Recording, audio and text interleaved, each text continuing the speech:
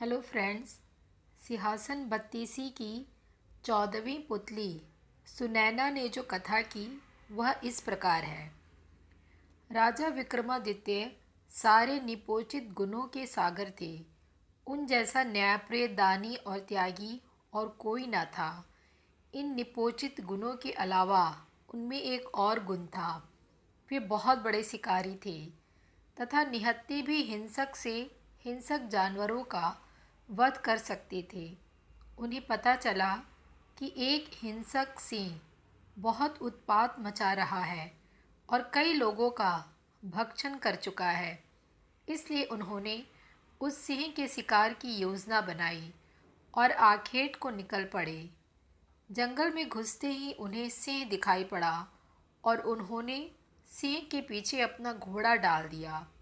वह सिंह कुछ दूर पर एक घनी झाड़ी में घुस गया। राजा घोड़े से कूदे और उस सिंह की तलाश करने लगे। अचानक सिंह उन पर झपटा तो उन्होंने उस पर तलवार का वार किया। झाड़ी की वजह से वार पूरे जोर से नहीं हो सका, मगर सिंह घायल होकर दहाड़ा और पीछे घटकर घने वन में गायब हो गया। वे सिंह के पीछे इतने तेजी से भागे कि अपने साथियों से काफ़ी दूर निकल गए। सिंह फिर झाड़ियों में छुप गया। राजा ने झाड़ियों में उसकी खोज शुरू की।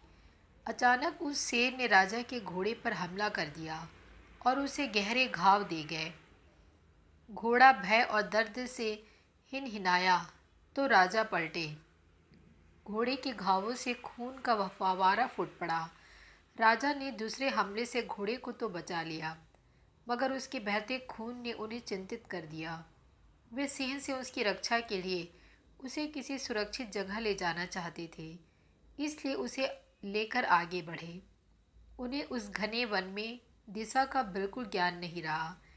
एक जगह उन्होंने एक छोटी सी नदी बहती देखी। वे घोड़े को लेकर नदी तक आए ही थे कि घोड़े ने रक्त अधिक बह जाने के कारण दम तोड़ दिया। उसे मरता देख राजा दुख से भर उठे। संध्या गहराने लगी थी, इसलिए उन्होंने आगे ना बढ़ना ही बुद्धिमानी समझा।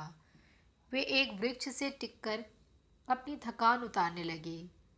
कुछ ही क्षणों बाद उनका ध्यान नदी की धारा में हो रहे कोलाहल की ओर गया। उन्होंने देखा दो व्यक्ति एक तैरते हुए शव को दोनों ओर से पकड़े झगड़ रहे हैं। लड़ते लड़ते वे दोनों शव को किनारे लाए। उन्होंने देखा कि उनमें से एक मानव मुंडों की माला पहने बीभत्स दिखने वाला कपालिक है तथा दूसरा एक बेताल है, जिसकी पीठ का ऊपरी हिस्सा नदी के ऊपर उड़ता सा दिख रहा था। वे दोनों उस शव पर अपना अपना अधिकार जता रहे थे। कपालिक का कहना था कि यह सब उसने तांत्रिक साधना के लिए पकड़ा है और बेताल उस शव को खाकर अपनी भूख मिटाना चाहता था। दोनों में से कोई भी अपना दावा छोड़ने को तैयार नहीं था। विक्रम को सामने पाकर उन्होंने उन पर न्याय का भार सौंपना चाहा, तो विक्रम ने अपनी शर्त रखी।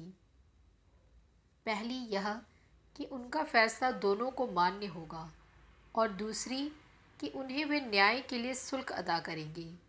कापालिक ने उन्हें शुल्क के रूप में एक बटुआ दिया जो चमत्कारी था तथा मांगने पर कुछ भी दे सकता था। बेताल ने उन्हें मोहनी काष्ठ का टुकड़ा दिया जिसका चंदन घिसकर लगाकर अदृश्य हुआ जा सकता था। उन्होंने बेताल का भूख मिटाने के लिए अपना मृत घोड़ा दे दिया तथा कापालिक को तंत्र साधना के लिए शव। इस न्याय से दोनों बहुत खुश हुए तथा संतुष्ट होकर चले गए। रात घिराई थी और राजा को जोरों की भूख लगी थी, इसलिए उन्होंने बटुए से भोजन मांगा। तरह तरह के व्यंजन उपस्थित हुए और राजा ने अपनी भूख मिटाई। फिर उन्होंने मोहनी काष्ठ के टुकड़े को घिसकर उसका चंदन लगा लिया और अदृश्य हो गए।